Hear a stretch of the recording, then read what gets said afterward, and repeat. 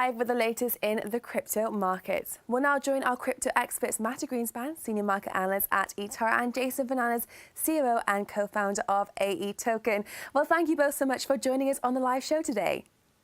Hi, Jessica. Thanks. Great to have you both. Now, Mati, as we mentioned just briefly off air, we have actually been speaking for a few years now. So Bitcoin surged by 50% after your appearance on Bloomberg last year. Now, you were on the show once again just over a few weeks ago. Bitcoin's already up 13%. I'm going to ask you, is this just a coincidence? Huge disclaimer, I have nothing to do with, the markets do not listen to what I say.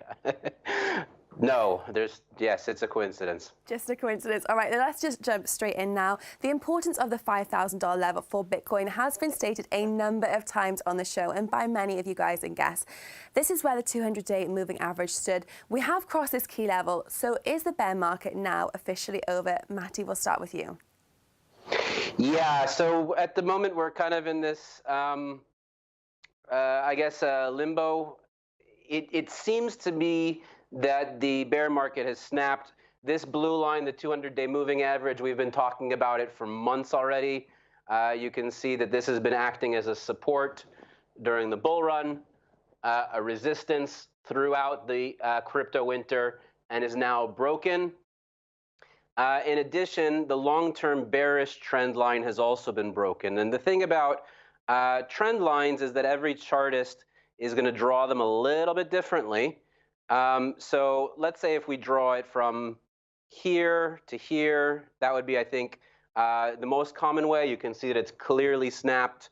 Let's say if somebody draws it like this, then it would have been snapped months ago. So at this point, pretty much any way you cut it, any way you draw this line, it's broken. So yeah, I would say that the long-term bear is actually done at the moment. Whether or not we go down from here, nobody can tell the future. But the question is, are we now in a bull run? And my answer has to be a little bit cautious at the moment, because what we're relying this entire analysis on is that simple pop that happened last Tuesday, Wednesday. And a bear market, a bull market is defined as a market where prices are going up steadily over a period of time and are expected to go up in the future. In that sense, we don't have it. Yes, there has been momentum building up since early February. Yes, there was a pop, but we don't have sustained upward pressure over time, because that only comes with time, of course. Okay, fantastic. And Jason, what's your thoughts during the show? You've actually mentioned the $5,000 level a few times. We have seen this level broken. So what do you think about the bear market? Is it now officially over? Yeah, I think so. I think from a perspective, technical perspective, if you look at the bear market officially starting in January 2018, certainly it crossing 4,200 would basically mark the end of the bear market. But we don't know whether this is the end. As Mati pointed out, we don't know whether we're going to see Bitcoin bottom out again. Whether we've actually seen Bitcoin bottom out or whether it will happen again. But if it is true that Bitcoin found its bottom at something like 3,100 in December 2018, then that would signal like a strong price upward price movement in the near future. Because if you look at just like the way the Nasdaq behaved, it more than doubled in the 5 years after its post-bubble low, and basically reached record highs that far exceeded what we were experiencing even during the dot-com era. So and since hitting since Bitcoin hit its 12-month low, its price has rebounded to 5,000, now at 5,300. And that's like a staggering over 60% increase in value over less than 4 months. So, and also, there's a lot of money that's just sitting in stable coins, something like over $3 billion, that's probably ready to move into Bitcoin should the market determine that that's a good move. So I think overall it's looking good in my opinion. And now I want to ask you both what we think has caused this, because no one's really sure what has caused the recent market rally. The rise has brought a lot of attention. Bitcoin's actually now the top trending keyword on one of China's main search engines. Are these among the signs that the hype could be returning to the markets in the near future? Mati, we'll start with you. Yeah, so It's not difficult. It's actually quite simple. The move that we saw last Tuesday was extremely technical. The level of 4,200 has been acting as a resistance point since the December lows. We saw it testing it on the rebound. We saw it testing it again during all that bullish momentum in February in the alt season. And then when it crossed on Tuesday, what tends to happen here is when you have a price level that's highly watched by the market, you have a buildup of orders over here. So you have people who have long orders or entry orders in a buy, or people who are short selling, and they either get liquidated or they hit their stop loss. When their short position gets closed, it creates another buy order on the market. Were also rumors that there was a large buyer that came into the market with $100 million. I think that it would be very difficult to prove something like that, but I think that that's a possibility as well. Just speaking, though, technically, you can see here why this level was so critical and why the breaking of it is basically something that influenced the market psychology directly. So, and 5K was that key kind of psychological level that once it hit. Jason, what's your thoughts about this? Are there signs now that actually the hype is returning to the markets in the future? Yeah, I mean, certainly Bitcoin and cryptocurrency have seen a lot of play this week on more mainstream news organizations like CNN and CNBC, etc. I hadn't heard that Bitcoin was a top trending keyword on Baidu. It would probably be great if China weren't one of those places that cryptocurrency was banned and highly hard to get a hold of. But I say bring it on. So this is a young market, and it's very much hype driven. So the more attention, the better. Going back to what could have caused this, there's of course been the theory that there was something like 7,000 Bitcoin transactions happening that were coordinated, that added up to something like 21,000 Bitcoin that were purchased, and then that sort of caused the pop. But as I mentioned earlier, we in the beginning of the year we heard of a lot of the larger wallets, the larger Bitcoin wallets that's started really accumulating Bitcoin, and I think the buy was something like I want to say 150,000 Bitcoin, and we didn't really see a massive pop based off of that news.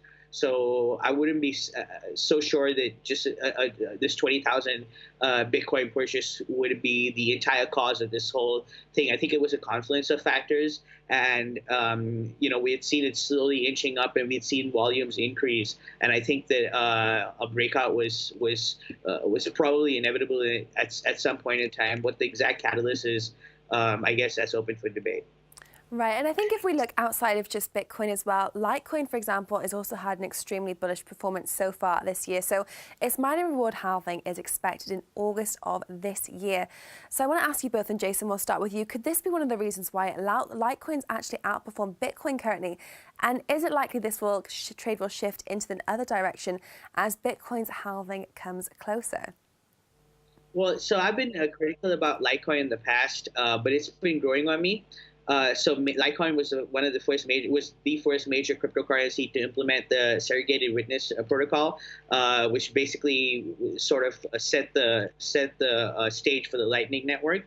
They've also made a lot of moves lately towards privacy and security. They've announced that they're implementing a Mimblewimble implementation, rather, and also Bitcoin and Litecoin are the only two currencies that are currently allowed into Venezuela. And certainly that's sort of helped because quite a bit of the demand for Bitcoin lately has come out of there. So I think the Litecoin halving is going to happen soon, and sure have some effect on the price of Litecoin. But that's been we've been expecting it for a while. So I think for the most part, the halving is kind of mostly already priced in. And Matty, what's your thoughts there? Do you agree with Jason, or do you think there was any other fundamental reasons why we did see Litecoin have such a bullish streak recently?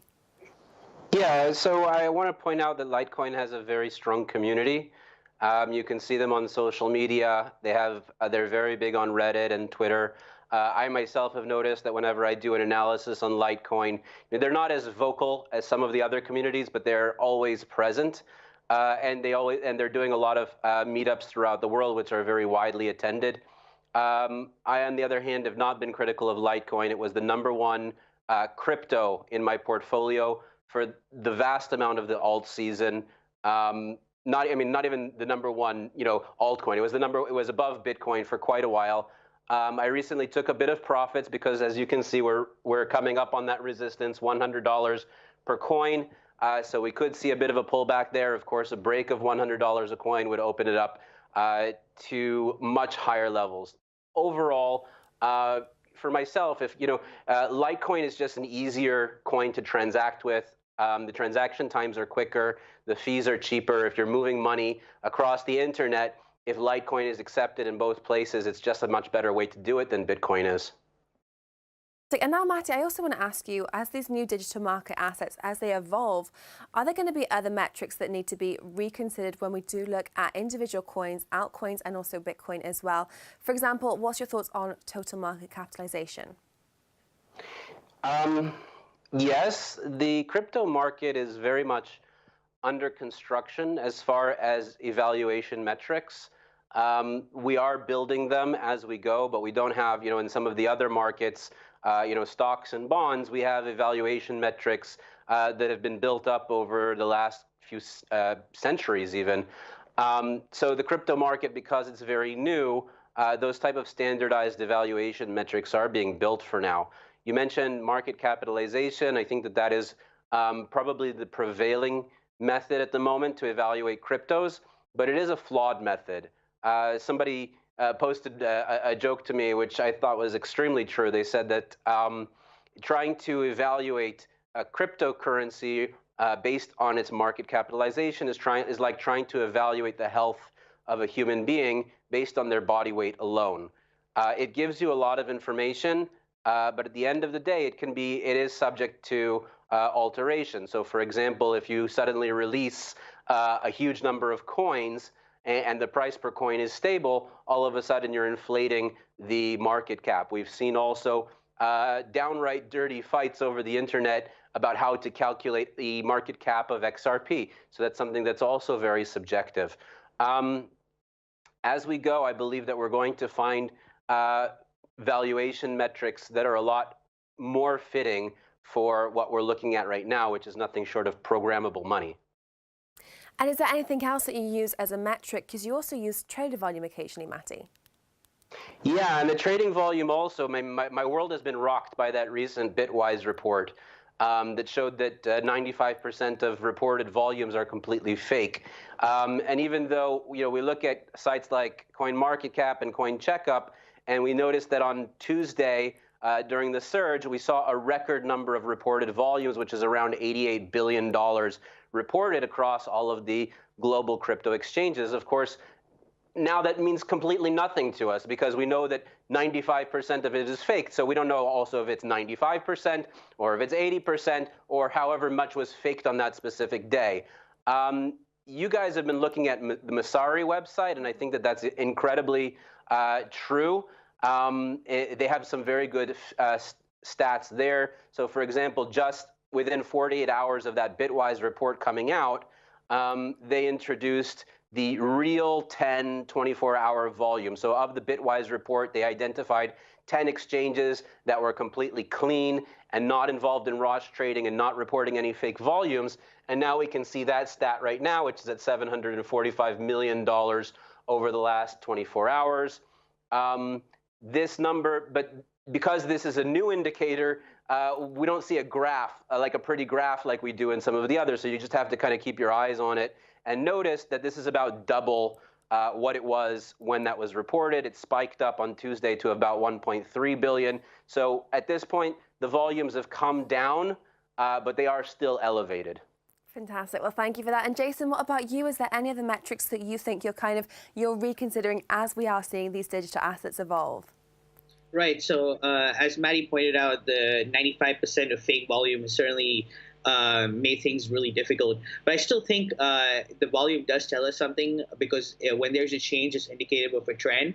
And right now, we're just seeing enormous volumes. And it certainly does tell us something. But what volume data, at least the data that we have, doesn't really tell us about in actuality is volume, because now we know that so much of that data is fake. But if we use the Messari's real 10 volume, that would be something like picking a stock index, or like let's say the top 10 the top 10 technology companies or something. And that does provide us with some useful information, but that excludes a lot of data from exchanges that might be legitimate. On the other hand, we've had quite a few studies now on wash trading. The Bitwise report is fairly comprehensive. But if I'm not mistaken, I think this may be the second report of its kind that's basically alleging this.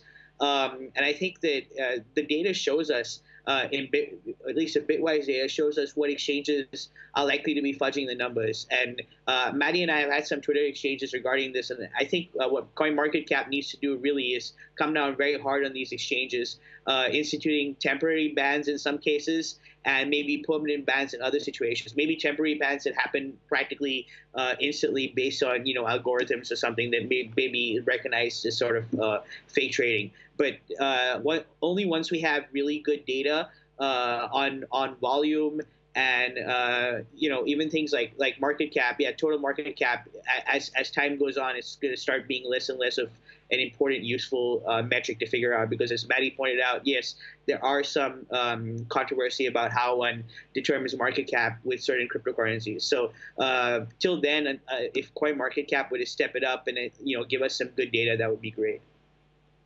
Both Matty and Jason for joining us on the line. It's always a pleasure to have you both during the live show, so thank you both very much. Thanks. Well, before we sign off, I do have a last-minute update from our editorial staff regarding the crypto market. Now, the digital assets have mostly shifted lower, and Bitcoin is now virtually unchanged over the past 24 hours as the crypto king retreated from the $5,300 price level. CoinMarketCap traded volume indicator still stands above the $60 billion mark, indicating active pace of trading. Altcoins have given up more ground, and the BTC dominance has increased towards the 51% level. Well, that's all for this Monday's Crypto Now live show. We thank Matty Greenspan and Jason Fernandez for their expert analysis, and we thank you, the audience, for joining us, and invite you all to accompany us every weekday at this same time.